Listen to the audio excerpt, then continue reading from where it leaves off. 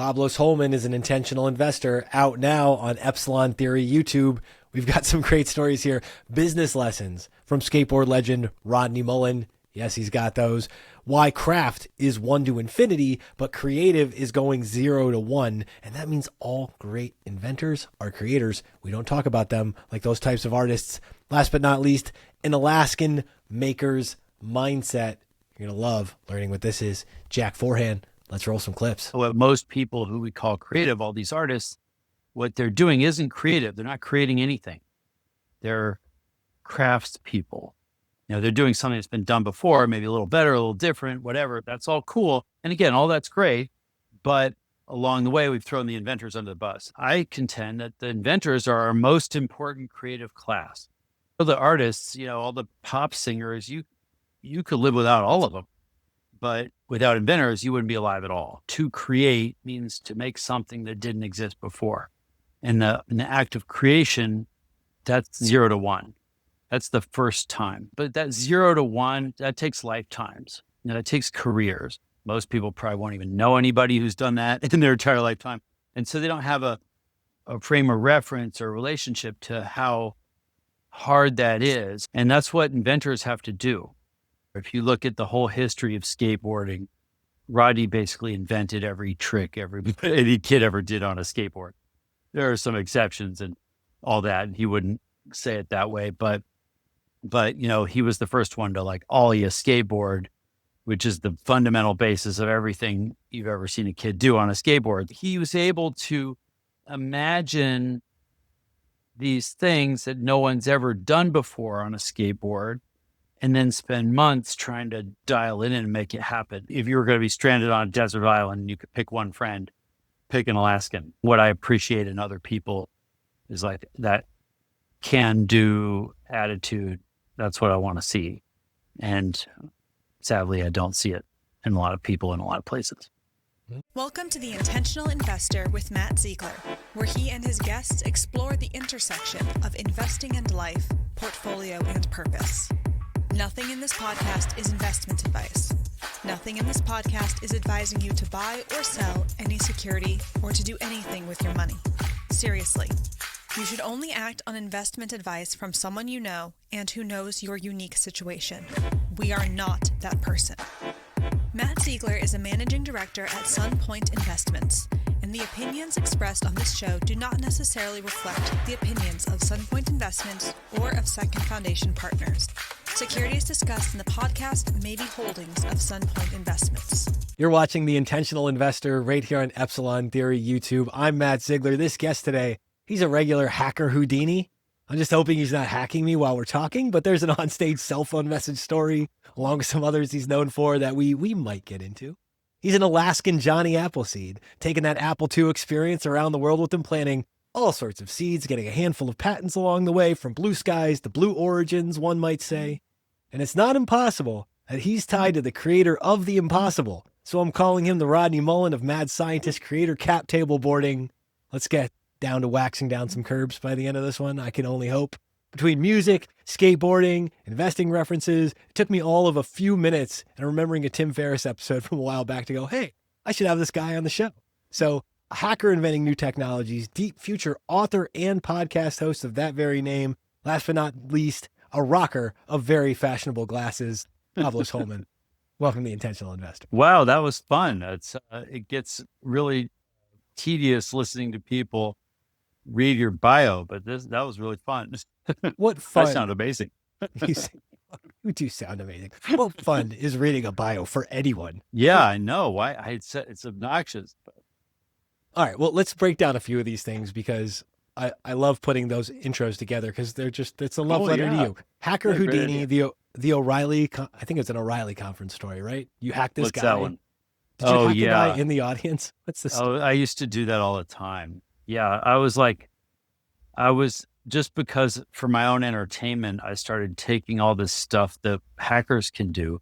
Because speaking to hackers is kind of the worst audience you can get. They all think they're smarter than you and they only want to sit there and figure out why you're full of shit. So I realized I was preaching to the choir. So I started taking the fun stuff the hackers could do to other audiences just for my own entertainment. I would steal their passwords live on stage and hack into their phones and get their credit card numbers and stuff. And I just thought it was funny, but it ended up being this kind of weird mix of terrifying and entertaining at the same time. And so people loved it, and I got invited to go everywhere doing that. And I made a lot of friends by stealing their passwords. Yeah. So explain the actual, not the magic trick itself, but Oh. explain like the formatting, because you're on stage in front of people who are non-hackers at this point. But you're literally like demonstrating how you're stealing these people's information. Right. It wasn't magic tricks. I was actually stealing their passwords or whatever it was. And you're like the worst mentalist ever. It's like I was terrible. I eventually had these magicians in my audience, and they are the ones who kind of said, "Hey, what you're doing is kind of like a magic show." And I realized, oh yeah, good point. You guys could probably tell me how to make it better. And they're like, yeah, well, for one thing, we would never do anything that sucked or didn't work like you do. And I'm like, oh, okay. So hacking is just this haphazard thing. And I would just sort of get on stage, and half of the stuff wouldn't work and the other half would. And it was all very, see the pants. And anyway, it made a lot of people pay attention to me for a little while. So hey, sometimes we got to pull out the tricks to get their attention on us. Yeah. So it was, bizarre hacker magic show. But now I couldn't get away with any of that. It was early days before people figured out what to do with criminal hackers. This is probably a good lesson to have gotten out of the way in a different era. Let's just say. Yeah. All right. I'm skipping over Alaska and the Apple stuff because I'm sure we're going to get back to that. But the Rodney Mullen thing, like not to put a relationship on a pedestal. This one's really cool. Well, what's the connection to the way you think about Rodney? Well, Rodney, so we got to become good friends, but I've tried to describe Rodney a couple times as an inventor. And the reason is he's got this incredible inventive mind, and it's very pure. If you look at the whole history of skateboarding, Rodney basically invented every trick any kid ever did on a skateboard. There are some exceptions and all that, and he wouldn't say it that way, but he was the first one to like ollie a skateboard, which is the fundamental basis of everything you've ever seen a kid do on a skateboard. So, and the thing about it is, Rodney grew up kind of in isolation in rural Florida. And so there's some parallels between that experience and my growing up in rural Alaska with an Apple II. So, probably the world would be much better off if Rodney had gotten the Apple II. Skateboarding would be much worse off. But Rodney's amazing. And so he would, but he was able to imagine these things that no one's ever done before on a skateboard, and then spend months trying to dial it in and make it happen. And I think that what is lost in the world oftentimes is an appreciation for how difficult it is to do something new for the very first time. Most people will never do that in their lifetime. Most people probably won't even know anybody who's done that in their entire lifetime. And so they don't have a frame of reference or relationship to how hard that is, how much goes into doing something creative, creating something for the very first time. And that's what inventors have to do. And, if you think about how many artists you could name, think of creative people. We think of artists or, painters or people making movies or actors or musicians. You can probably name hundreds of them, but try to name an inventor. It's not dead, or, it's just, most people can't do it. And I contend that the inventors are our most important creative class. Are the artists, all the pop singers, you could live without all of them. But without inventors, you wouldn't be alive at all. And And Rodney's not an example of an inventor who's saving your life by his work, but he's a living example of somebody who I think of as very creative, invented a lot from whole cloth, but then doesn't get classed as we still don't think of them as creative. Creative, and what most people who we call creative, all these artists, what they're doing isn't creative. They're not creating anything. They're crafts people. They're doing something that's been done before, maybe a little better, a little different, whatever. That's all cool. And again, all that's great. But along the way, we've thrown the inventors under the bus. And so I think, Rodney is a great example of somebody who in one lifetime was able to create from nothing, really, everything that we think of as skateboarding today. So most of the inventors I work with, their inventions have to actually do something useful. And so, that's one of the requirements. Whereas, for artists, it's not. So speaking of doing useful things, let's go all the way back. Are you born and raised in rural Alaska? How's that? All of Alaska is rural. Yes, that's what I've been told. Yeah.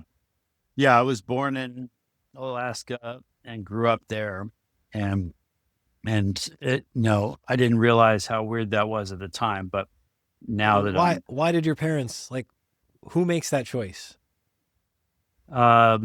So everybody in Alaska older than me essentially moved there to get away from something or somebody. And so the entire there's almost nothing in Alaska older than me, a few Eskimos hanging out. And so, so in, my dad's parents moved up there. My grandfather was a machinist and doing things with the Navy, which had a base up there or had some activity up there. And then my mom had grown up back east and determined there were no good men in New York City in 1969. Her and her girlfriends decided to drive to Alaska to find husbands. And at the time, it was like 9-1 men or something. And so I didn't know where Alaska was, but they asked at every gas station which way to Alaska. And they were driving a Volkswagen Beetle. They eventually got there and they had the shortest mini skirts in the state. So they could pick any husbands they wanted. Got a couple good ones. And, that's how, and then I was born 9 months later. So that's something like that. So it was very, very strange origin. And then now that I've been out of Alaska for half of my life, I'm starting to clue into how different people are in Alaska than everywhere else. Yeah. We learned a few things from Northern Exposure, but I don't know. I didn't watch it, but yeah, maybe. No, that would be too close to home. You should not watch that show. Alaskans when I was there, they were very independent, very hardworking in a sense. I mean, it was just hard. Living was just hard there. You couldn't slack off. You had to work just to get by.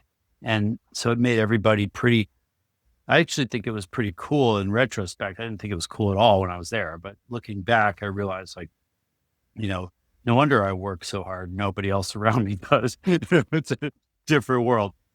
So I've always, outsider perspective, and just check this against current understanding for me because I'm curious. It's kind of it's like meeting people who grew up on farms. Yeah, where something like everything that. is fixable. Everything is we just have to put our heads down and okay, the fence and the truck are broken. Here's the order of priorities to not all die now. I think you're right. Yeah, it's that. It's just your whole life is that. So it shapes you for sure. So what's being a kid like? What are you like as a kid growing up? Do you have siblings? Do you grow up just by yourself? I had one brother. He's younger than me, a few years younger than me. But yeah, we have pretty normal family operation. But the weird, I guess the most unique thing about me is that I got one of the first computers you could have at home. How? And who thought that was a good idea? My didn't dad had end up put some of the first kind of mainframes in the oil industry. Everybody in Alaska works in the oil industry one way or another. And so my dad was in the oil industry, and he wasn't really into computers, but he thought they were interesting. And then when Apple made their first Apple II, they needed customers, and the biggest, richest industry was oil. And so they went knocking on those doors, and my dad's like, yeah, sure, we'll take one. And he brought it home, and that ended up being the thing that was vastly more interesting than anything else around me. And so I spent basically my entire childhood poking at this computer trying to figure it out, but there was nobody around who'd ever seen one before. So at like 10 years old, I was the leading expert on computers where I lived. And so it was a strange, baptism by fire kind of experience. What was the two questions inside of this? Yeah. A, do you remember the day he brought it home? I remember that we got it for Christmas. It was presented as a Christmas present. Yeah. Maybe Okay. I mean, for all I know, we got it and it stayed in a closet until Christmas. I don't really know. But I got it at Christmas. Yeah. And then maybe not the first time you powered it up and you're like, because it's just it's a terminal that nobody knows what to do with. I'm reminded of those stories about, there was like they drop like the laptops off in like the middle of, Africa India. somewhere. I like, know. And the kids, how they figure these out. And you're like, totally. This is not the kid with an iPad screen in the stroller in New York City. This is something It's else. totally different experience because in Apple II, it doesn't have YouTube or Netflix. There's nothing passive you can do with it. It's like you can't just sit and have it. Yeah, it's just a prompt, and you're like, well, what if I type this? What if I type that? Like you literally just have to try everything and throw out what doesn't work. And so that really became like my learning style. I did so much of that's how I see the whole world, is like, well, try this. If it doesn't work, try something else. Just keep going. And you just, you discover what's possible. That's what I love about hackers, and is their minds work that way. They don't read the directions. They just do stuff and figure it out as you go. And so that became my MO. And, now I'm trying to hack everything but computers, but that's the origin. Okay. So first thing you make with this computer, do you make like a game for yourself? Oh man, that's hard to do. First thing I did, the first thing you did, well, I guess the very first thing is, in those days, you could get a magazine that would have code printed in it, like Byte Magazine or Computer World or whatever. And then in the back of it, there'd be like a program for like a game, and it'd be like 7 pages of code that you had to type into your computer. Manual key entry. Manual to type, and that's how I learned to type, of course. So I'm like, type everything in, but it's all completely cryptic, because you have no idea what any of this means. And so you're typing all this code in, and then you try to run it, and of course it wouldn't work. It'd be bugs. And sometimes the bugs came printed in the magazine. But sometimes you just, you could figure it out if you mistyped something, but a lot of times the programs were buggy anyway. I had no idea how to code. So I just couldn't get this game to work. That was unrewarding. But the thing that really gets so that led me to the opposite side of things, which is like take a game that works, but then go and try and tweak it, go edit it. And so any program on an Apple II, you could just open it up and see the machine code, the hexadecimal. You could see what it was made of. That's the machine code. That's not the code humans use. It's like the code for the chip. And you could go just change things and see if it breaks, or see if it does something interesting. And sometimes you could figure out how to, how things work that way. So by doing a lot of that, I sort of got to the bottom of what all these little ones and zeros were doing in a computer. I mean, it's nobody would ever do this on purpose. It was just, I didn't know any better. Faced with the alternative of the rest of Alaskan. The alternative was like, go out and freeze in the snow. Would you like to be cold? What about, do you take the school at all, or were you anti-school, or did the computer just occupy all your attention? What's school like? It took all my attention. I mean, I went to school and but I wasn't impressive in school because, in fact, I have letters the school sent home, saying, hey, we think this kid is spending a little too much time with the computer and not enough time with the real people, which is funny to think about because now it's every kid spends time on a computer, but in a vastly less constructive way. So I got in trouble for typing my homework on a computer instead of writing it by hand. That's not cursive, sir. This skill might not take you. Exactly. Yeah, no, that kind of stuff. Yeah, it was a really strange era, but definitely shaped me in unique ways, I guess.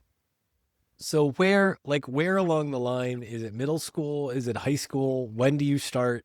Does a computer become the thing that you're like, this is my ticket out of rural Alaska? It wasn't clear at first because, and that kind of goes back to the skateboard, the skateboard and the Apple II were kind of neck and neck for which was the bigger waste of time.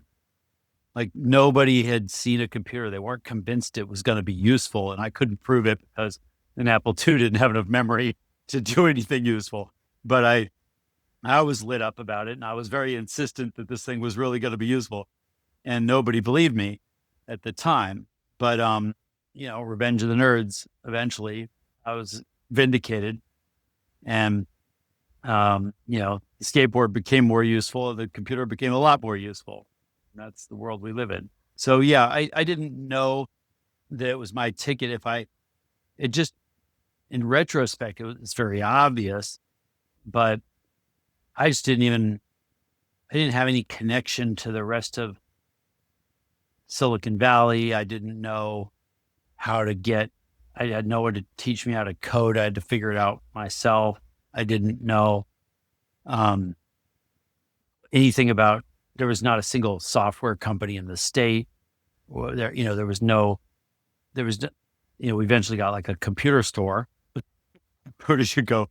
Go buy not even a hard drive. You could buy a floppy drive. It just was so primitive and early. And I just didn't know what I didn't know. And there had no community to guide me into that. And so, I really had the most haphazard, like I ended up when I got out of high school or by the end of high school anyway, I was, businesses were starting to catch on that like, oh, maybe we should get a computer. And then inevitably they hear like, oh, there's this Pablos guy, call him. He's the computer guy. And I would show up in some, I'd be 18, 19-year-old punk who, had never worked in a real job, I guess. I mean, I worked jobs, but not like in an industry. And so I would show up and be like, hey man, I'm going to show you how to do your job with a computer. And you can either, the job you've been doing for 20 years, Right. So it just kind of it was a strange era, but I learned about a lot of different kinds of businesses that way. And I got to go a lot of different places and put computers in them for the first time in a lot of industries. And is that all happening in Alaska? That's like where that, this is like the that's end where I of high started. school? Yeah. Yeah. Okay. So Yeah. as people invite you in, hey, we have this manufacturing plant, or we have this dentist office or whatever, what are some of the places that were, I guess we should have a computer, and then obviously you show up and they're like, okay. Like the one that probably I worked in the most was the publishing and printing industry. And so in those days, you literally, like, to make a magazine, you would have 7 different people. You had a layout person, a typesetter, a photo stripper, all these different people. And then they would do their part of it. And then there's literally a guy with a Yoo-hoo stick and a paste up table. Like, it's a table with the magazine on it, but everything's glued together like a ransom note. Right. And then you take a photograph of it. And there's a guy who takes the photograph of it And then he takes that to this other guy that then breaks it down, and they make these plates that go in a print press. All of it was analog, no computers. They literally would do movable type like 400 years ago, like putting letters together, stuff like that. So it was and then I show up with a Mac, and I'm like, guys, look at this thing. You can just draw that, in those days we had not InDesign, but PageMaker. It was a program where you could like drag pictures around on screen and change the size, and then you could type stuff, and it had fonts. Nobody had ever seen fonts before. What is this kerning you were able to do? I know, yeah. Right? Yeah, so I could do all of it on a machine. And I'm like, look, I can do everything. Why don't I show you how to do it? And some people took that quite well. Other ones did not like that at all. But, I had this superpower. I was brand new, and I could do their job way better and faster than them. And so that was kind of the origin. And, but I got a lot of experience, and it was a good one to start in because publishing and printing is a super screwy industry. I mean, people are stressed out all the time because everything you're doing is always on a deadline. You got to get in, and it just kind of attracts people who are kind of like the restaurant industry. Everybody's snorting Coke or whatever back in the kitchen. And so the publishing industry is like that. It's just deranged people, and the only people I remember the businesses I was in were basically like family businesses, because everybody else that wasn't like the family were the only people who could be coerced into working and couldn't quit. If you're not blood, I would never come back. You have to have everybody else. Yeah. And everybody else working there were people who quit or been fired multiple times and then came back, and it was just because they were desperate and the company was desperate and they all had to work together. And so nobody was really. It was hilarious. Like these people all. It was like the most dysfunctional family business, but somehow, make it work. Some people thrive in chaos. I guess I learned too. Yeah. And adjacent to chaos and consulting the chaos. There you go. Pieces around it. But for me, I was stoked because these companies would buy me the coolest, newest, best computers to play with. And nobody else wanted to play with them. I'm like, well, you're going to give me one of those? Sure, I'll do it. I was working for $10 an hour, but I was stoked because I had a fast. Different era. So where's that take you? How does that bridge into either a bridge out or a bridge into the next opportunity? Because you had to be doing that for a couple of years, a stretch. Yeah. So I did a bunch of that kind of random computer consulting basically, and had a couple of failed attempts to escape Alaska.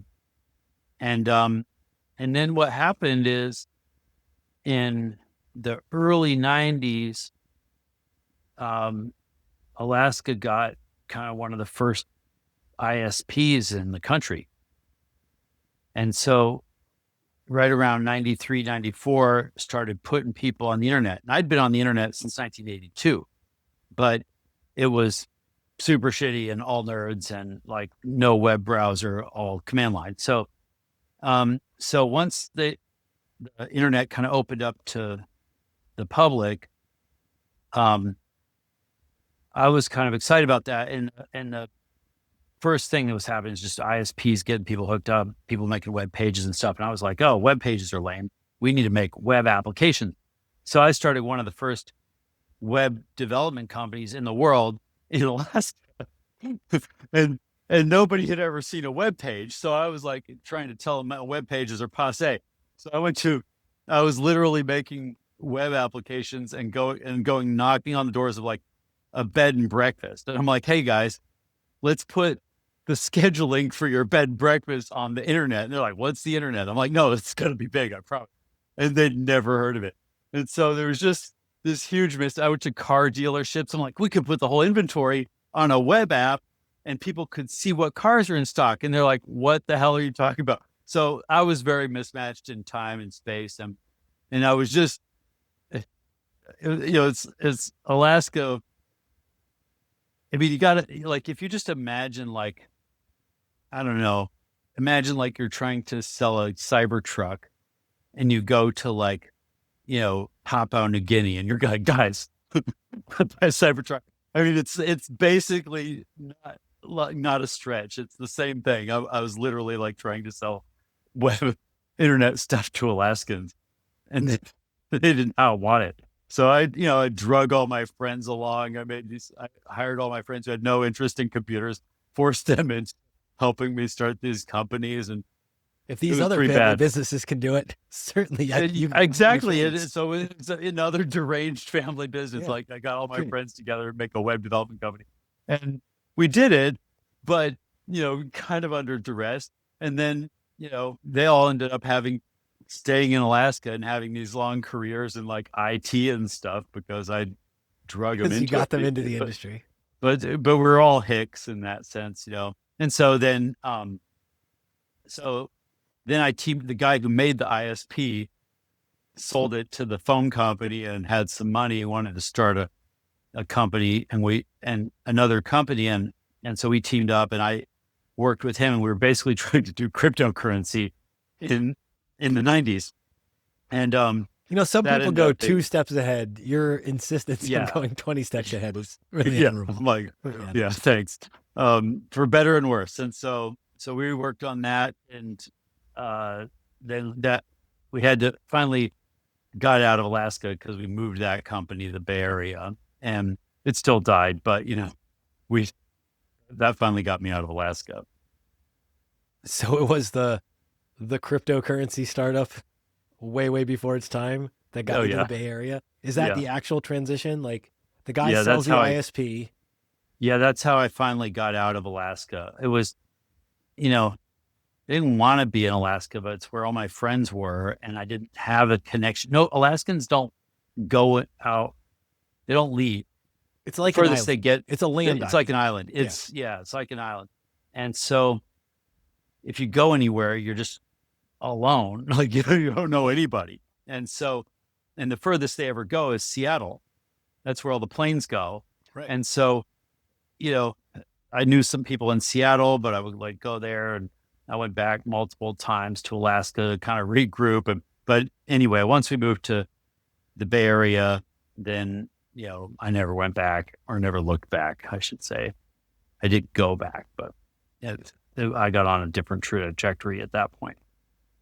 Is getting to the Bay, like, what's the cultural, social reaction that you go through all of a sudden?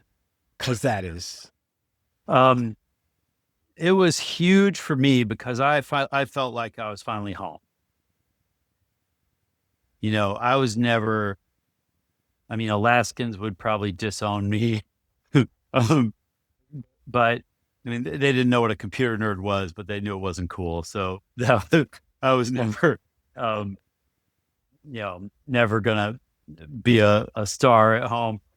And so even now, I don't live in the Bay Area anymore, but even now I feel like spiritually I come from the Bay Area, the Silicon Valley of the 80s. And so it was great because I was like finally surrounded by people who were interested in the same things as me, smarter than me, that I could learn from. And you could, and especially in the era that I was there, people were very collaborative, and you just would spend all your time hanging out with nerds talking about ideas and trying to build shit. I thought it was amazing. And so that was my idea of a good time. The Bay Area's gone through a lot of changes since then. It's not really a good match for me anymore, but that was what was great at that in those days. And yeah, I was a computer nerd, but everybody else was a computer nerd too. And so it wasn't that conspicuous. I wasn't like, you could ask somebody else. I don't know. In my view is I wasn't that weird. Other people might think I was, but there were a lot of weird people. There still are. And I think that, Yeah, I mean, but it was good. It was good collaborative environment.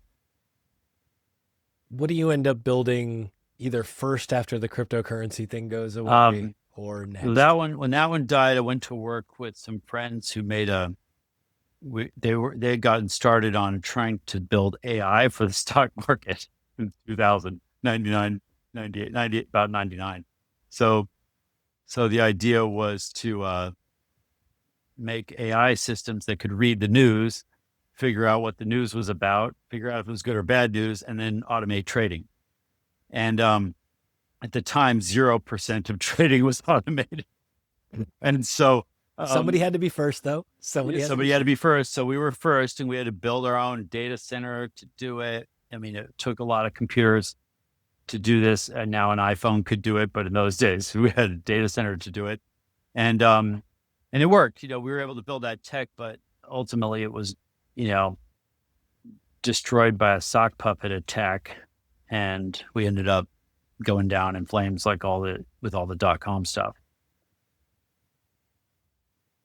Went down in flames with the .com bubble, or did you flame Yeah. it before the? No, we had revenue. We were going great. It's just that it was a venture-backed startup, and all investors panicked, and nobody could close any financing rounds, and so you just couldn't get money. And my team all left and went and built Google. Well, at least they jumped ship for Google and not to something lesser. Yeah. We'll have to. I'm going to have one of these coming out with him too. Dave Nottig, who I don't know if you know, but Dave had the first. They were live streaming. It was basically like a tech stock portfolio, and they were like live streaming. Hey, do you want to see what we actually own in the portfolio?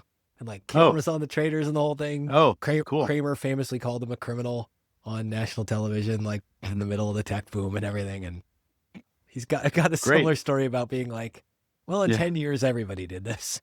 But at that point in time, we were complete pariahs and outcasts. Yeah.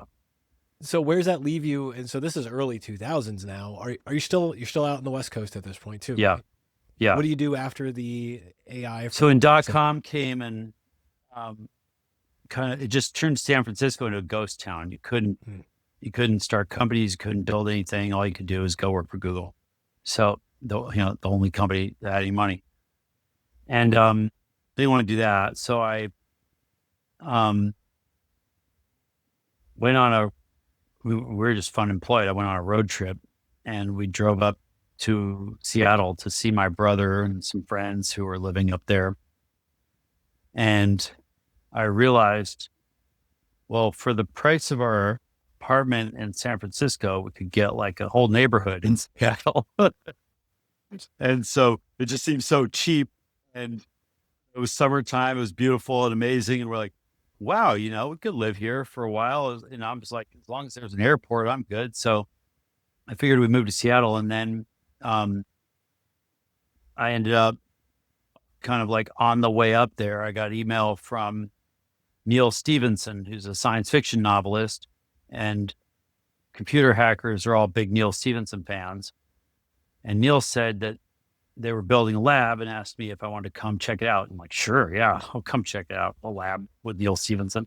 Yeah. And you say yes to that email. Yeah. Yeah. I'm like, oh yeah, I guess I could stop by.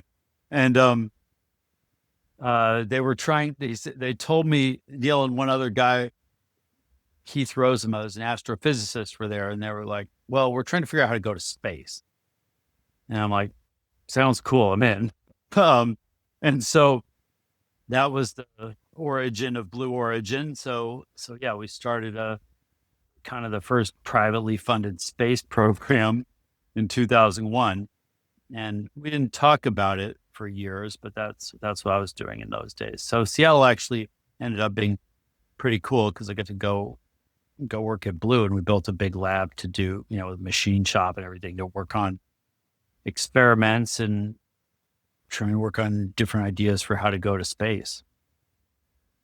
So genuine question inside this, because the Neal Stephenson thread in the middle of it, I mean, Snow Crash, Cryptonomica, like the guy's a legend for a reason. Yeah. Why is he hanging out with people? Because these venture people are like You've got some cool ideas. Maybe we can make some a reality. No. What's the through? Neal had been hanging out with Jeff Bezos. Jeff had like they were like, Jeff said, "Hey, when I get this Amazon thing going, someday I want to go. What I really want to do is go to space." And Neal was just kind of like, "No, how about now?" And so at the time, Jeff was worth like $7 billion. And so our job was to figure out what we could do with one of them. Now I think they spend $1 billion every year or more. But we're able to kind of get something started. And initially we were trying to find alternatives to rockets. And Neal basically writes in the morning, and then we'll work on something else, some other project in the afternoon. And so in those days it was blue. But then, Neal and I became great friends, and we ended up working a whole string of projects together after that. It's very, very cool. Yeah. What, in the midst of all this, are you Yeah. doing more like hacker and builder stuff on the side on top of the work? Well, I'd say, a way to think about it, yeah, definitely computer hacking was like the career and the vocation, but I was in this group of hackers called the Shmoo Group, and we used to, work on all kinds of wacky hacker projects. And really what that means is like trying to break stuff and then show off to other hackers, "Hey, we figured out how to break this thing." And in a way that gives us passwords or whatever. And so, the Shmoo Group was early in those days on working on cracking Wi-Fi and hacking Wi-Fi. Was the big thing at the time. We did a lot of things in, crypto systems and stuff, because that's what I was into. And so, yeah, my friends were all hackers. I'd say that was kind of what I was doing for fun.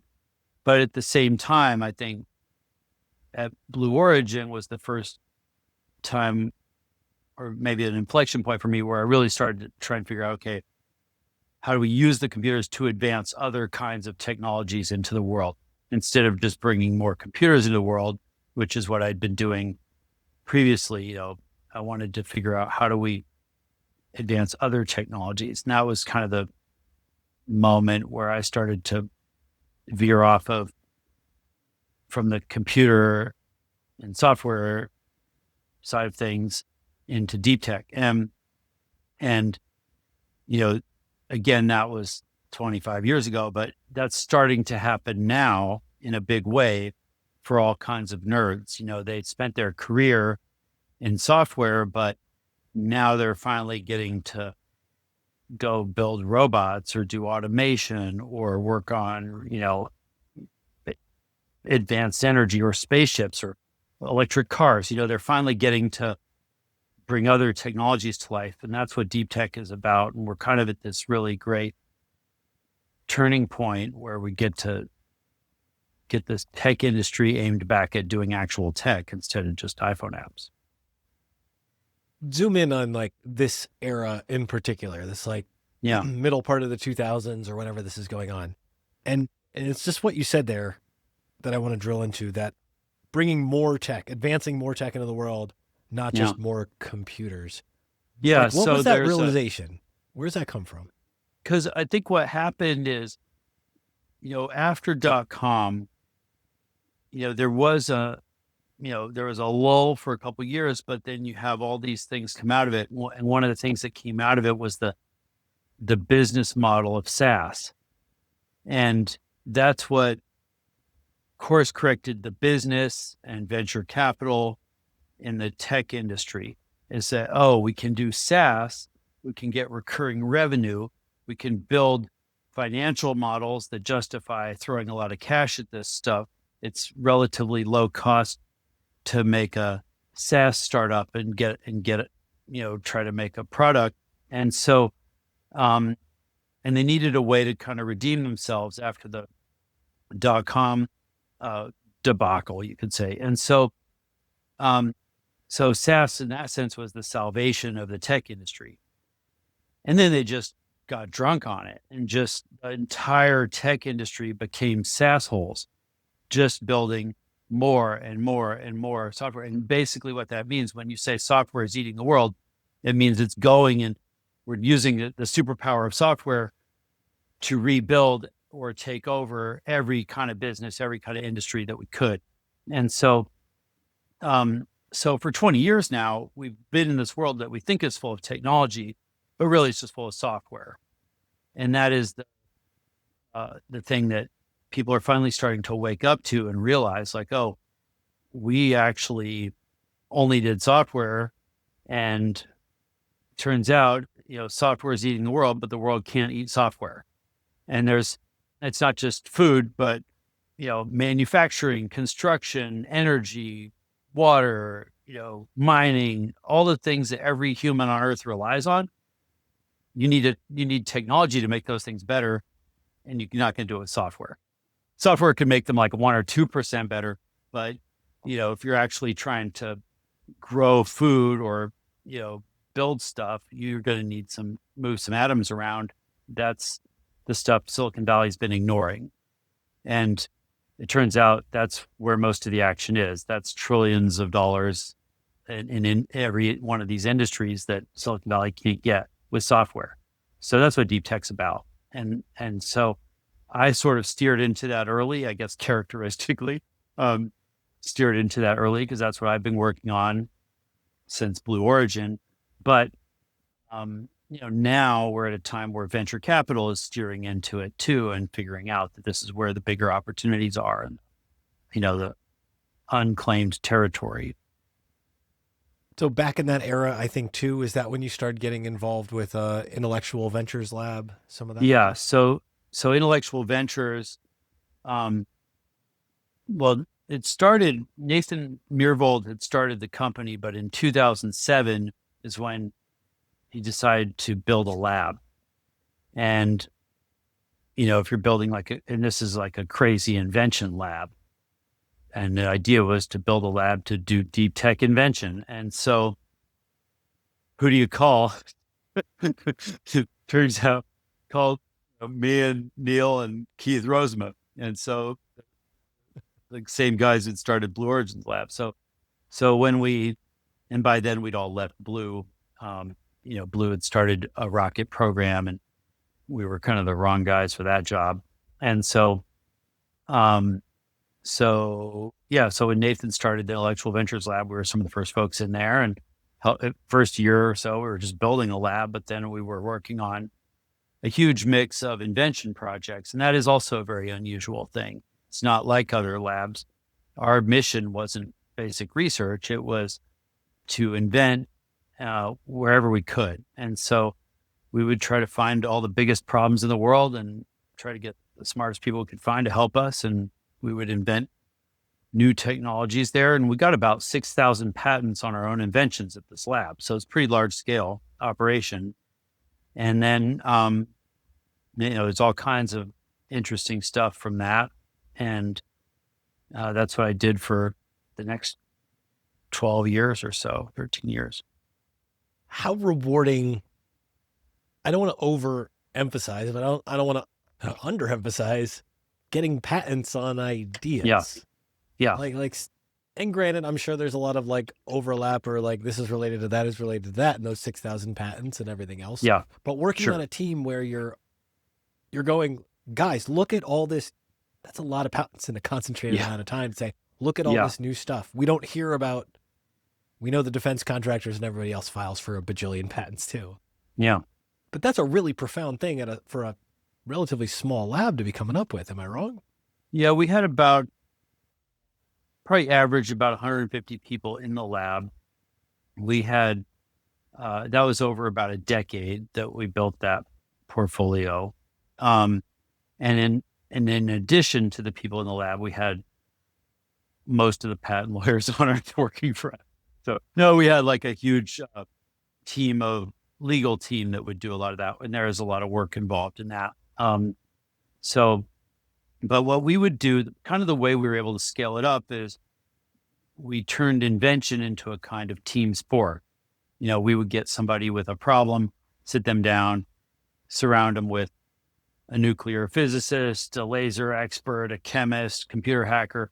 Collectively, we would sort of know the cutting edge in every area in science and technology. And that helps you find inventions at the borders. That's really what made it possible to invent at that scale. If you're a lone inventor with crazy hair and a DeLorean in your garage, then you're going to get 1 or 2 patents a year. You're probably doomed. Inventing is a pretty haphazard business model. So you got the kind of like other kinds of investing, you have to offset that with shots on goal. And that's why, if you think about like the business model of a venture fund, it's like put money in a dozen startups, try and get one of them to pay for all the failures. Well, our business model was, put money in 1,000 patents and try to get one to pay for all the failures. And so that with those odds, it only works if you do it at a large scale. And so we were able to do that. Most people are not. And that's why I think in part, inventing is not a reliable business to get into. Fascinating too, though, that this like Blue Origin team comes over here next to just go, instead of just trying to get to space. Yeah. Let's look at all these other things, because you guys came up with some really cool stuff on that team, not just you individually. Oh, yeah. Some really amazing stuff came out of that project. You want to hit a couple of highlights? Or? Yeah, I mean, I think the one people love the most is we invented a machine that can find mosquitoes and shoot them down with lasers. And we built that in the lab, and it's been running every day since. It was a way to combat malaria. Bill Gates had asked us to work on finding ways to eradicate malaria. And that's very important to do. Depending on the year, 500,000 to 1 million lives are lost to these, mosquitoes spreading a parasite. And so the laser bug zapper is like, everybody hates mosquitoes. So I think they just love it. It's kind of a mediagenic sort of invention. It didn't turn out to be economical, unfortunately, to deploy in Africa. But, one of these days, hopefully it will be. But on the other side, we were able to invent important, advancements. We invented the TerraPower nuclear reactor, which is probably the most advanced nuclear reactor. We still aren't allowed to build it, but that's a different problem. We invented, I worked on a machine to suppress hurricanes, which also totally works, not expensive. Nobody's getting around to building it. I don't know why. No business model. I guess that's why. But we have lots of inventions for combating infectious disease and those things. We had inventions in energy and in antennas. We did a lot of work we were the first kind of commercializing lab for metamaterials. So we invented the steerable antennas that are solid state antennas that are in 5G and satellite comms and stuff like that. So they do beam forming and beam steering. There's, a lot of things that we were working on in the lab, and we did spin out some companies and we commercialized some, but mostly we licensed things and sold them, and it didn't scale. That part didn't scale up very well. Most of the world doesn't know what to do with an invention disembodied from a company or a product. So what I do now is I run a venture fund, and I just invest in these kinds of inventions, but every one of them is in a startup, and the world sort of understands the API of startup. You can buy and sell and trade and invest in startups. And so that's kind of the machinery the world has developed for doing new things, startups and venture capital. And so what I'm trying to do is just sort of co-opt that machinery and steer it towards things I think are more important than Snapchat. Where things that are more important. There's a few things in there. Where does your brain start to shift? Where's the business acumen come from? How do you start to learn the business acumen of like being on that side? Where's that realization start to seep in? I think I always, because early on I was working for these small businesses. Now I made some uh, small businesses. There's a lot of things like, especially now that I'm a venture capitalist, I realize how idiotic some of the things I was doing as a founder were, because I didn't really understand the business model of investors.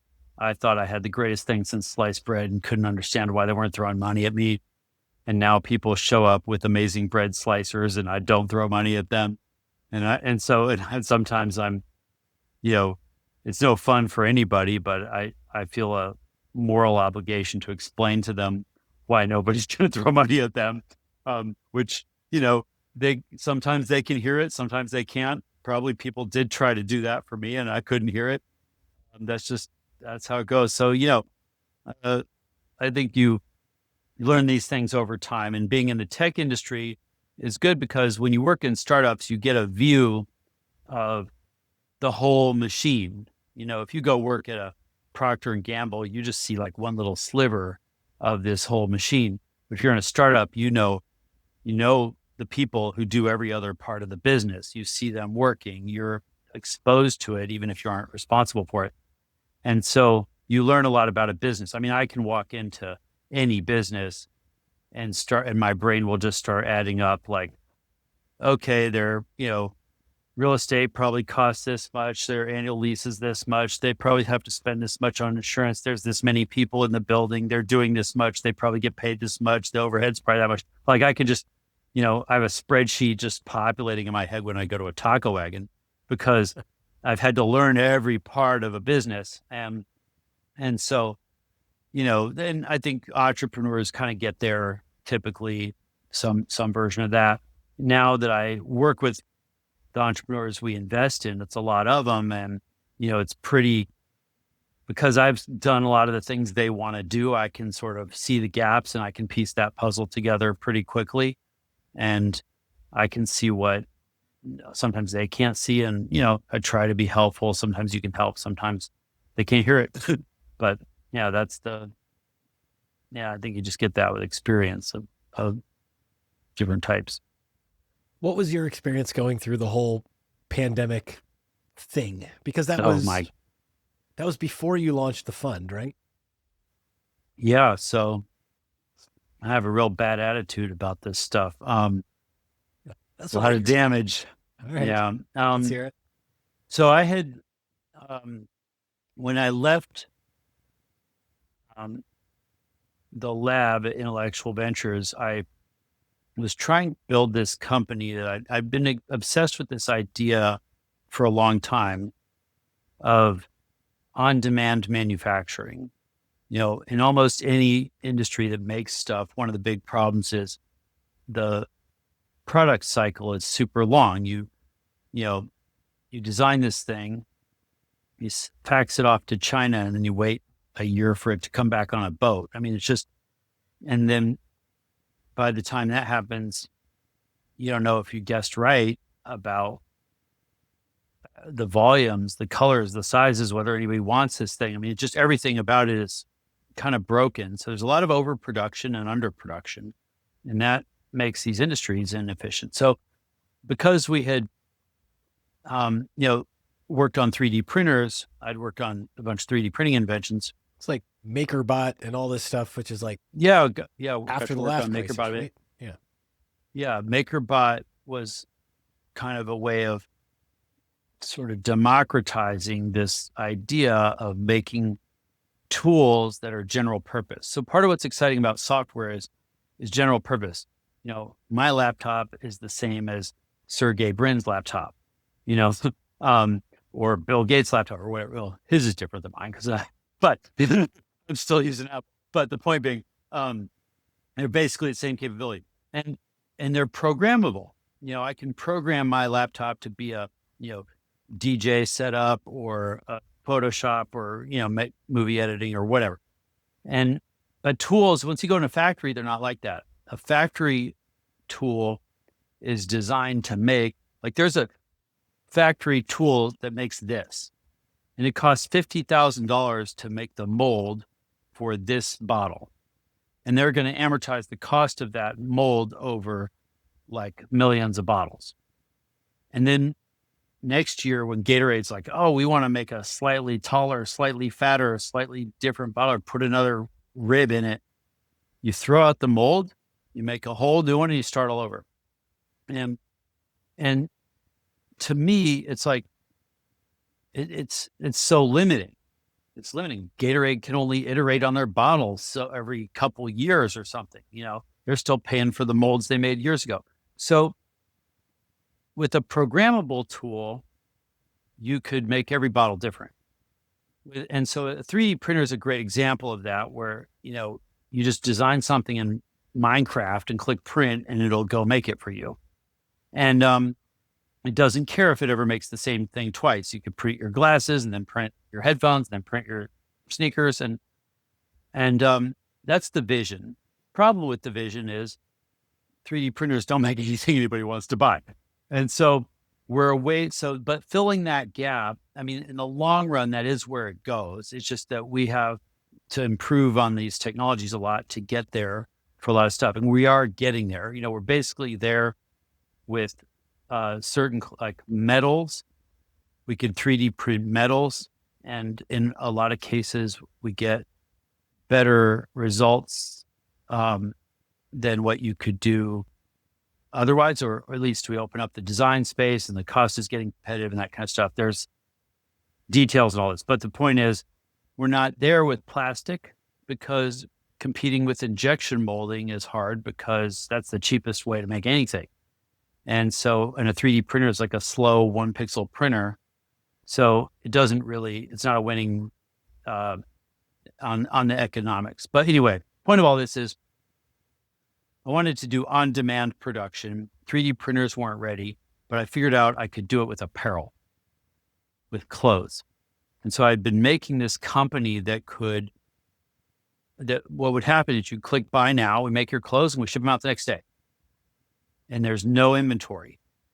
So there's no overstock. There's no waste. There's no disposal. There's no, liquidation sales, no brand devaluation. You get rid of all of that. And I was able to, on like nights and weekends, even before I left the lab, I started this company, and we were able to kind of prototype all this with those graphic leggings that women wear for yoga. And we had 10,000 SKUs on the website, because any artist in the world could just make a design and upload it. It'd get rendered on 3D video game, babe. And then when you click buy now, we print your design in your size, in parts, on fabric. They get cut and sewn and shipped out the next day. So we did that for like 6 years. And that all worked. The unit economics were extraordinary, off the chart. So I was able to prove the on-demand model. And so all of that was to queue up. In 2019, I started building the industrial grade version. It's like, forget not just leggings, let's make everything else now. Now it's working, let's make a big company. So I started raising funds for that. And then our big financing round was supposed to close in March of 2020. And everyone panicked. All investors shut down. I had to let my team go. Everything was destroyed. And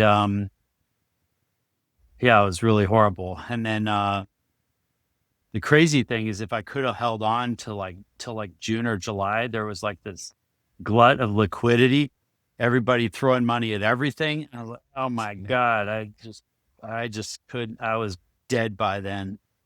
So it was a horrible experience for me. I hope I never have to do that again. I have a real bad attitude about everything, about COVID response, about the government on all sides, about Seattle. I'm done. So I did, there's not enough time in one life to do therapy for that. So I just moved on. just stuff it down deep, move forward. Yeah. That's healthy. There you go. It's very Alaskan of you. Yeah, exactly. How do you start the fund then? Because that leads to what you're doing now, presumably. Yeah. So in 2022, I started the fund, or I guess we got started in 21. on it. And then the idea with the fund, I always wanted to do this from the lab, because even when I left the lab, I told Nathan, I said, look, I want to do what we call invention capital. The idea where there was to turn inventions into an asset class that you could invest in. And I think we just didn't, the missing puzzle piece was that you have to use the startup as the unit. It can't be a patent. Patent has to be in a startup. The startup needs a team, and then that becomes investable. And so we can make these things venture compatible using the startup. So my way of doing it was to start the venture fund where, it's not my own inventions or our own inventions, but the inventions could come from anywhere, but they typically come with the inventor. And so we typically invest at this stage where they're just, the science is done. It's ready to kind of come out of a lab and get into a startup, get on a commercial track, and we can sort of be the first investor, help get these things shaped up so they're a little more venture compatible. And then they can start winning over the spreadsheet jockeys and the people who are looking at the business economics more than the technology. And so I tend to attract the inventors because, they at the stage we invest, they need, in the stage they're at early on, they need help legitimizing the invention they're working on, figuring out how to strategize what shape this needs to be in to actually be a business. And that's kind of where we can help. What's the experience been so far? You're a handful of years into this process. Do you see yourself, is this like, we're loving this? So we're like 3 years in. Oh yeah, no, it's really good match for me and where I'm at. I do have a lot of super varied experience. And so almost by definition, I'm not the best at anything. And for almost anything I can do, there's somebody who could do it better. And I like to find the person who could do it better and have them do it.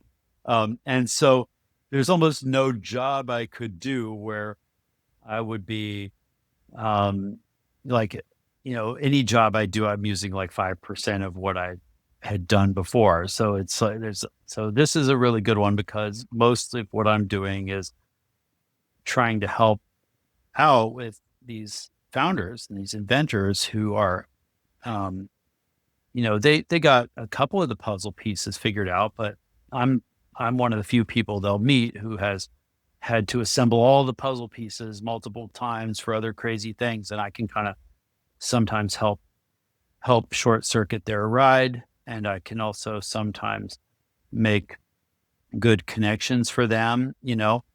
We just had, I was like on a call this morning with the CEO who just left a major Fortune 500 company who could be a board member for one of our teams. That kind of thing I can do because I'm sort of like oddly over networked, and your founders, especially our founders, tend not to be, and you kind of want them to be focused on their thing. So we can help bring partners, customers, investors, whatever it is they need at the beginning and get them sort of, launched. Kind of a funny full circle from the guy who knew absolutely nobody to being the guy who knows all the people now, right? Oh yeah, no, I overcompensated in a big way. Honestly, a lot of it is because, when I was doing the Hacker Magic show, I realized, this is a great Trojan horse to go and meet smart and interesting people, because I would get invited to go speak at these big events.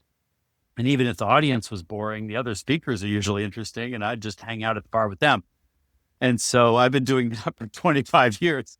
So now all those people, bestsellers and who you see on the TED stage and stuff, are all my friends. And so I kind of cheated that way.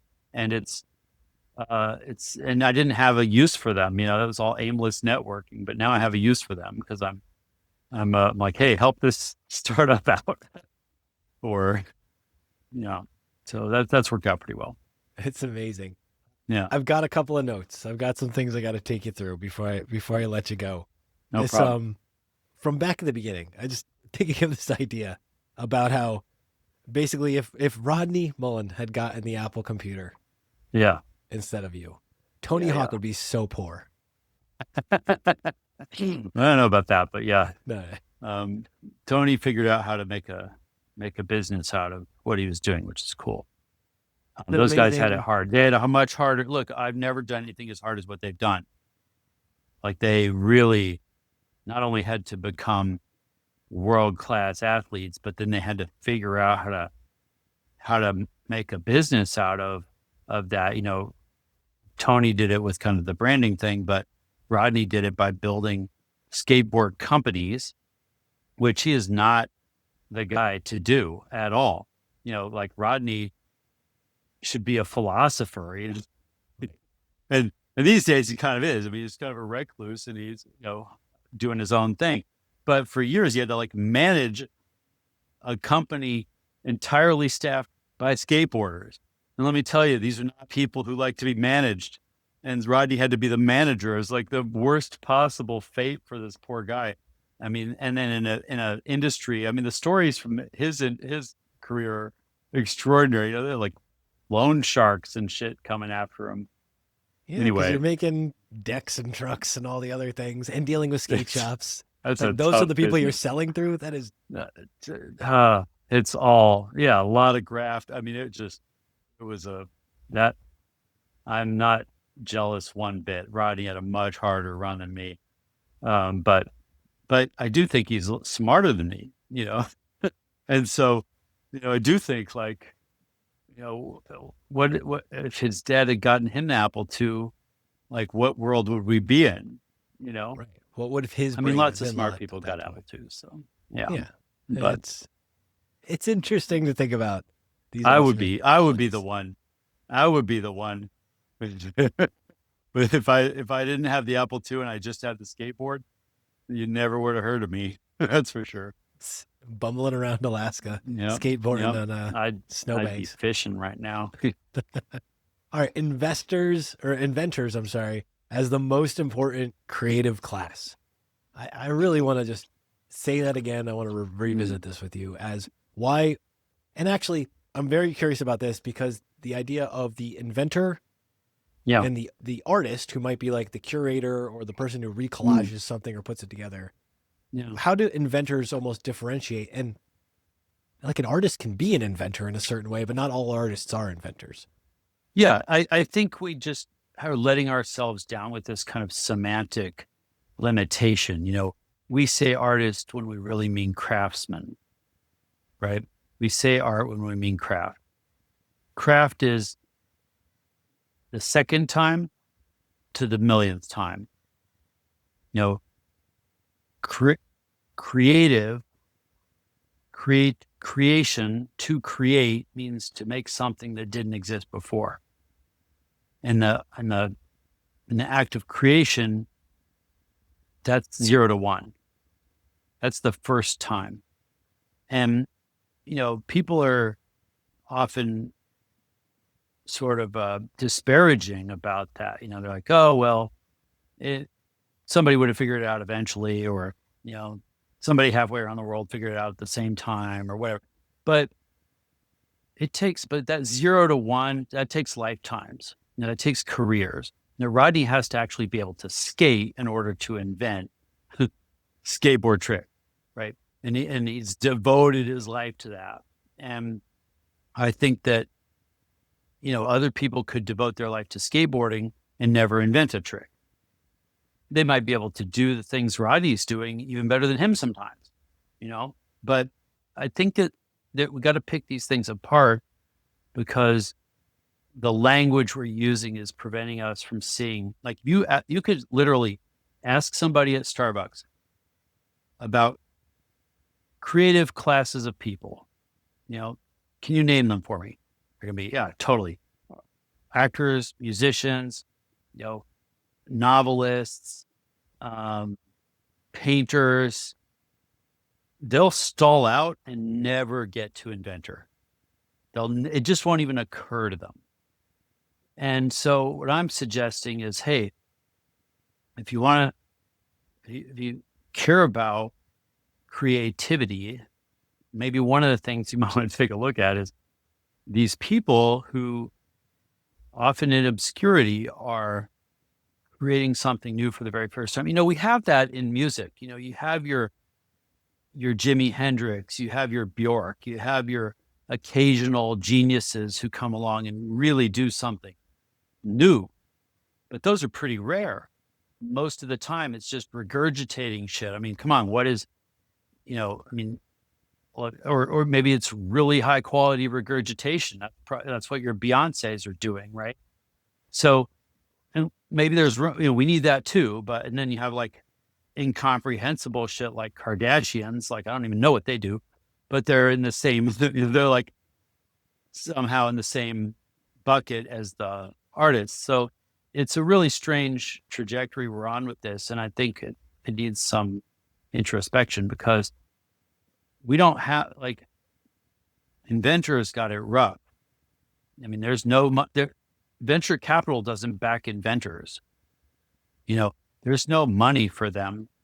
If you look at the scientists, we always say we don't have enough money for science. That's probably true, but we have a system of aiming money at science, and that's basic research. That's trying to understand how the world works. That's at one end.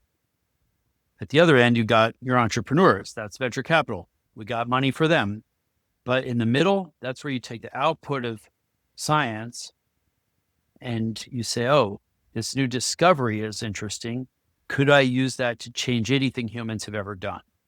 Can we do it faster, cheaper, better, more humane? That's invention. When you get that connection between the science and a problem, that's a new technology. That's an invention. That's where humanity levels up. Like, we just like, oh shit, now we got fire. Imagine the possibilities. Oh, now we got hammers. Holy shit, imagine the possibility. A wheel, oh my God, this is going to help so much. Well, we did that. Now we got nuclear reactors. Now we have AI. Now we have NVIDIA. Now we're like level up. Humans have leveled up because of these inventions. And so, it seems like it's so important and so valuable that maybe we should put a little bit of muscle behind it. How do we support those folks? And, you don't know anybody besides me whose business card says inventor. Like, that's not a legitimate career choice. Your parents are not trying to get you to be an inventor. And so I think this is the thing that I'm trying to figure out how to articulate and get people to see. So I say what we do is invention capital, and we invest in these inventors and their inventions and try to bring them to life. There's an interesting part of that too, because it's almost the structural framework of invention capital. And that's you as the random computer consultant in the post-high school days. Because you were like the first guy with fire, right? Yeah, there you go. I was the first guy with fire. Yeah. So I had that experience, and now I'm trying to, make the most of it, help other people get through it. Did the crypto? I was right. Yeah, you're 20 years off again, but yeah. You're onto something, kid. I was right with computers. I was right with cryptocurrency. I was right with AI. I was right with we didn't talk about it, but mobile computing. I'm right about the on-demand manufacturing that is literally happening now. I'm right about nuclear reactors that is happening now. And these are all things I worked on at least a decade before their time. But and not because I'm just so smart, it's that I'm willing and open to the technologies and the potential for them. Yeah. Did the cryptocurrency have a name?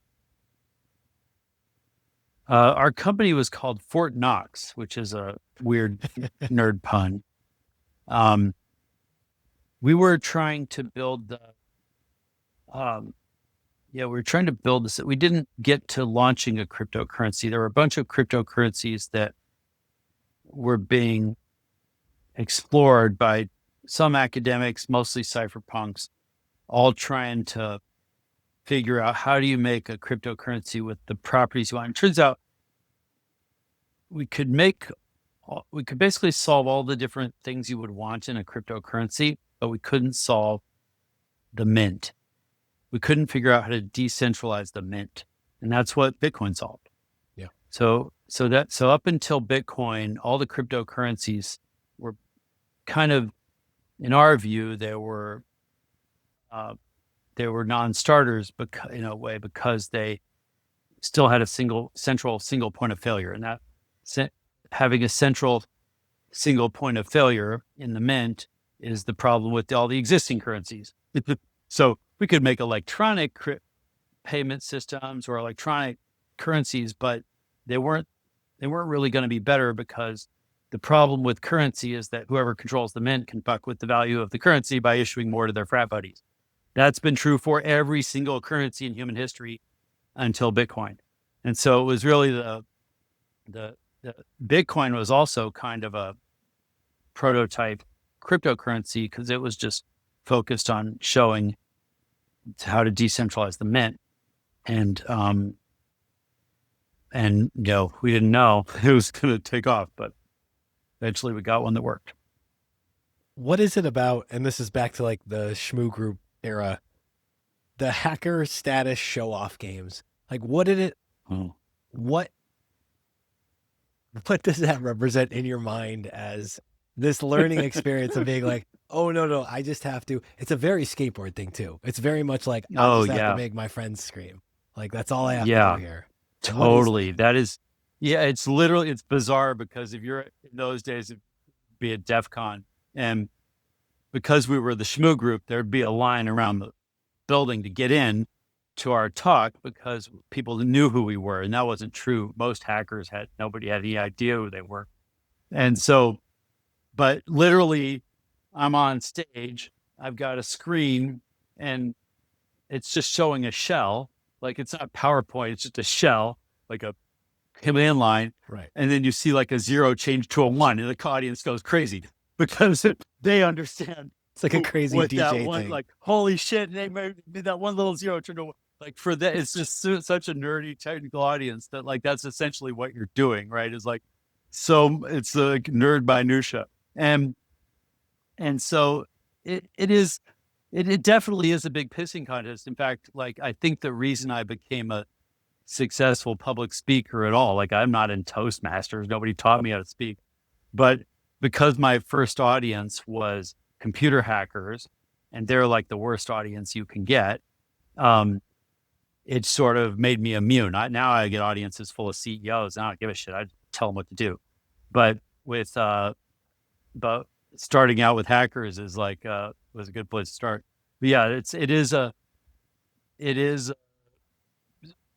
kind of hilarious thing. You know, you're trying to impress, like, your inconsequential with something that took all year of, like, you know, it's an exploration of like, hacking is like very haphazard. So, you know, in one sense, like, the subtext is like, I'm smarter than you guys, I figured out this thing. And they are like, hacking is kind of like I was describing with scientific discoveries or inventions. You're doing something for the first time. You know, I figured out a way to, you know, fuck with Windows or Google or Cisco or something in a way that nobody's ever figured out before. And so it is a kind of badge of honor to be able to do that, and to have an audience that understands and appreciates what you're doing. It, you know, that didn't exist at first, but now, you know, when DEF CON early on was like, started with like a couple hundred of us or something, and now it's 30,000 people or something, you know. Different game. So I have one business idea for you as I'm going down through these notes. The mosquito thing, wherever that is, the lasers for mosquitoes, every probably 40 something to 50 something in America. Oh yeah. If you could just make missile command for off the bat 100%. Middle of America, we'll buy the hell out of that product. For any price too. That's what I wanted to do. And I told the team, I'm like, look, all technologies, you have to subsidize them at the beginning with rich people. So like, let's sell this bug zapper to backyard barbecues.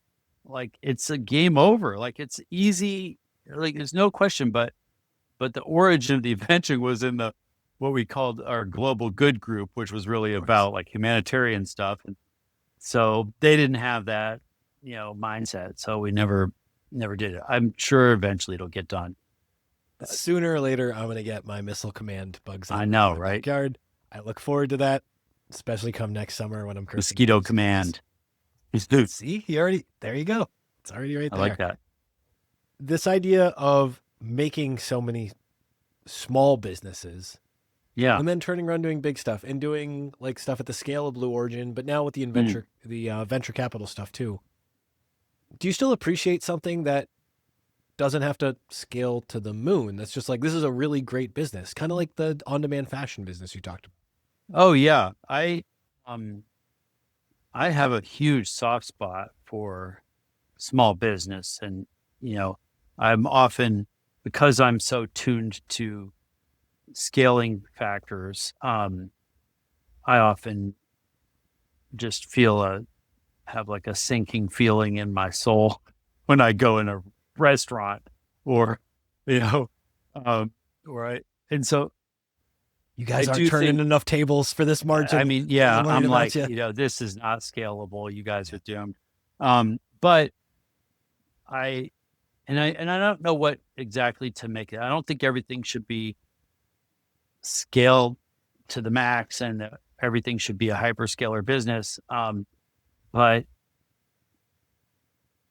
yeah, and so I do kind of miss a world where most of my interactions were with small businesses. Even now, like, the last ones, like, it's not your doctor anymore. Your dentist is kind of a weird, rare exception. Opticians are being wiped out by Warby Parker and stuff. Like, that's all kind of going mainstream. There's just not like a lot of businesses that are still on your own. And so I don't know. That's not so good. I think software is one where there's a lot of software. There's a lot of software businesses, but because it has been, like anything that works, if you build an app that works, then why wouldn't you just take it global? Like, why wouldn't you just fund it to go global and be the winner in that thing? And so, but there's waves to this. Like right now, everything has to be reimagined with AI. And so all the incumbent apps are sort of at risk of losing their market position because, something like a Cursor could come along, or there depends on what vertical you're in. There's like an AI version of everything being made right now, and some of them are going to win, some of them are going to completely displace what Adobe was doing or Microsoft was doing, and so. But the truth is, once somebody shows up as a winner, Microsoft or Adobe is going to buy them. So. So it's just, I don't know. I think there are opportunities to be entrepreneurial, and to make a small business, but the risk of even in software, like the risk of being a small business that ultimately gets eaten by a competitor is just really high. So, like yesterday I've been trying to scan some shit, and the software that came with the scanner is shitty. So I bought this app that I remember now that I used to pirate. It's called View Scan, which was like a better scanning software. I'm like, oh yeah, I'm rich now, I can pay for it. So I bought View Scan to scan like one thing. And like, something like that is like small enough and niche enough that like they'll probably always make money having that spot, because like Adobe's not coming after them, and it doesn't make sense to like try to make the number one scanning app in the world and turn it until into a Adobe has model. to acquire said company. It's Yeah, like, I mean, they go ahead and could. exist. They could acquire that company, but it's probably small enough that you could just run. I don't actually know anything about this company, but could run it as a small business until you're dead. And maybe that's the kind of thing that I sort of miss, I miss that. I miss shareware. I miss, like a world where like, just you and some friends could do something. It feels harder to do that and easier to do that in different ways. So I believe this is my last question, and it's tied to that point you just made. I get this sense, especially now talking to you, it's this almost Alaskan maker mindset where it's like how to build in the wilderness, how to bring it back to humanity, when to retreat back to the wilderness. Yeah. There's something about that Alaskan thing. What am I picking up on? Can you unpack that? Yeah, I don't know. I think I just, think there's something in me more and more. I appreciate the values and the sensibilities that I probably got from growing up that way. And that is maybe not something that I always embraced. I probably always, especially growing up in Alaska, I'm like, oh yeah, people everywhere else are smarter and sexier and, much cooler and more talented than anybody around me. That's what I assume. It turns out that's not actually true. Now that I've literally been almost everywhere, I can tell you, like Alaskans are actually pretty awesome in the sense that, like if you were going to be stranded on a desert island and you could pick one friend, pick an Alaskan, like, so I guess that's kind of, and now I feel more confident about that in a way, and I'm more appreciative of that. And so, and what I appreciate in other people is like, oh, that can do attitude, like that's what I want to see. And sadly, I don't see it in a lot of people in a lot of places. All the more reason to make it out there in the world, right? Yeah, there you go. Pablos, people want to find out about the fund. They want to bug you on the internet. Where would you like to send them? Yeah, well, a good place to start is I wrote a book called Deep Future, which is trying to, it's a fun book. You don't need a PhD to read it, but it's about the problems and the technologies that are coming to help us solve them. That's pretty accessible. I read the audio book too. So if you like listening to this, need more high quality bullshit from me, you'll probably like the audio book. And then the best thing, I have an email list that's really, really good. I only send things if they're inspiring and interesting. And so that's on the deepfuture.tech website as well. And then the podcast is there. And that podcast is like, kind of like this. It's long, deep conversations with nerds, me picking their brains, trying to learn stuff. That's how I learn. And so I share some of those on the podcast. So that could be fun too. So yeah, all that stuff. Cheers to all those things. Make sure you check out the book. I have become quite a fan of the podcast and the format. Thanks. I mean, okay, obviously, cool. Kindred spirits. So yeah, say no more on that. And I love people out there just trying to make investments in businesses, ideas, the creative people that we don't often celebrate enough as creative people, which is part of, as soon as you came on my radar, I was like, this is a no-brainer. All right, cool. Pablos, you're truly an intentional investor. Thanks for hanging out with me today. Hey, thanks, Matt. Good stuff. Thanks for tuning in. Be sure to like, share, and subscribe wherever you're watching The Intentional Investor so more people can find our show. You can follow Matt directly at cultishcreative.com or at cultishcreative on Twitter. For more great content at the intersection of investing and life, check out epsilontheory.com or at epsilontheory on Twitter.